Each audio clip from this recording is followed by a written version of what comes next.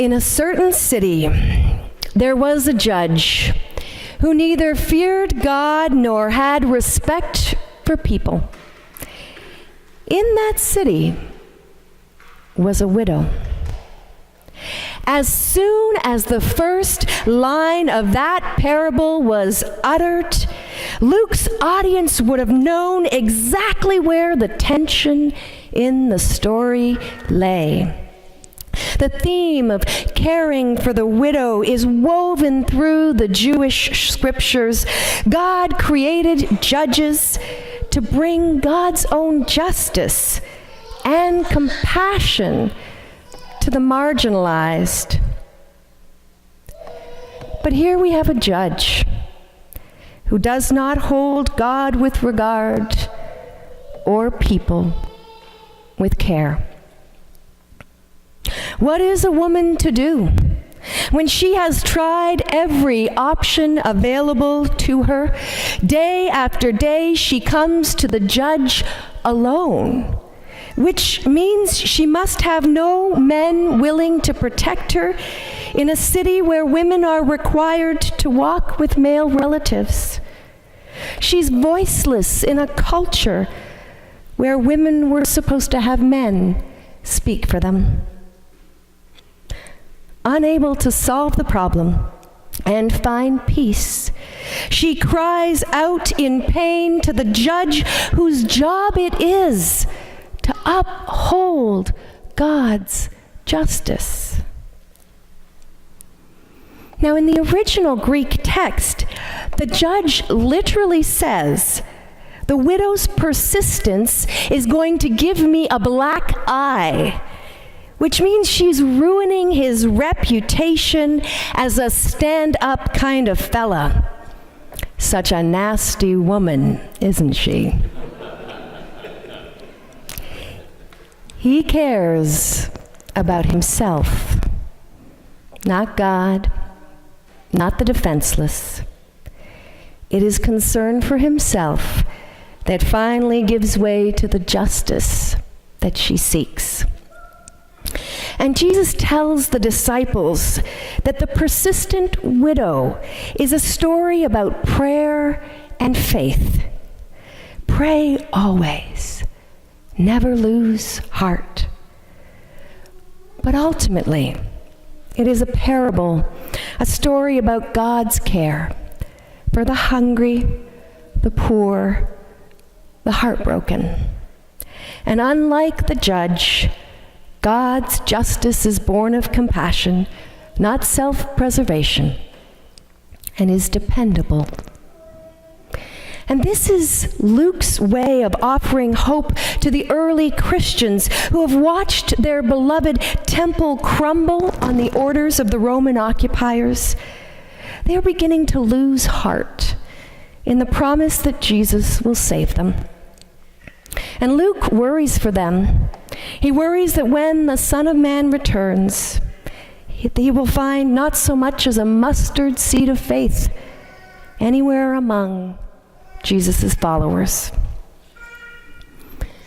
So he encourages them to pray, not to ignore their pain or to give up on what matters to them, but to pray.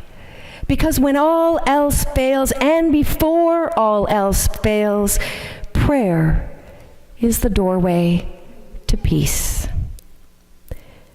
Frederick Bruckner once said, "Persistence in prayer is key. Not because you have to beat a path to God's door before God will open it, but because until you beat that path, maybe there's no way of getting to your door." C.S. Lewis used to say, "Our pain insists upon being attended to. Our pain insists upon being attended to. God whispers to us in our pleasures, speaks in our consciences, but shouts in our pain. Pain is God's megaphone to rouse a deaf world." In the waning part of the 1950s decade, a young black man went to see his pastor in South Africa. He demanded to know why his people had to suffer so much poverty, hardship, oppression. Why doesn't God do something? The young man cried out in the stillness of the church's sanctuary. He had read the widow's story. He'd heard Jesus say, God will quickly grant justice, and yet all around Soweto, poverty and politics killed his people. When the young black man cried out in the church for an answer to the age-old question, why doesn't God do something? His wise pastor gently looked into his eyes and said, God has done something. God has created you.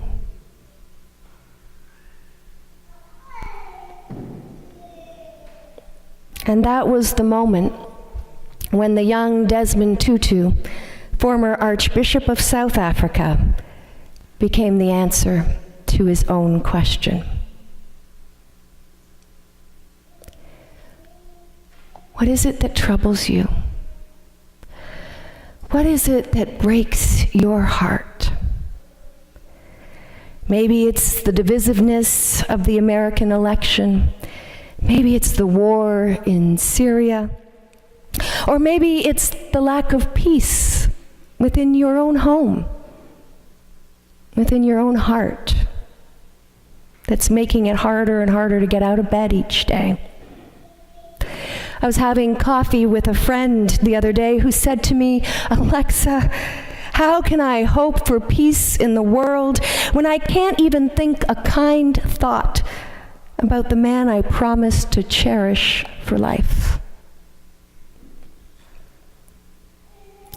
The poet David Whyte believes that the state of feeling alone, pained, unsure, that we call loneliness, is the very state that births the courage to continue calling, and when fully lived can undergo the very reversal of that feeling, becoming, through its beckoning invitation to feel an absence more fully, the far horizon that answers back to us. Loneliness, he says, is the single malt taste of our very nature, the very essentiality that makes conscious belonging possible. And the doorway is closer than we think. Prayer is beating down a path that allows God's story to enter our lives once more.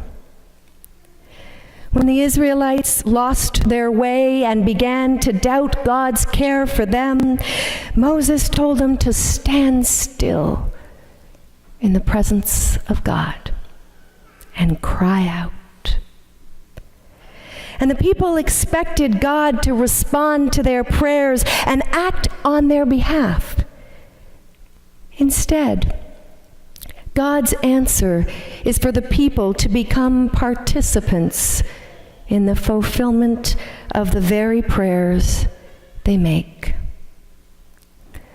After Moses had prayed, he heard God's voice saying, "Move forward. Take one step." So the people moved from prayer to action. One heart crying out begins a conversation with God. One step taken from the place of God's deep peace will get you where you need to go. Amen.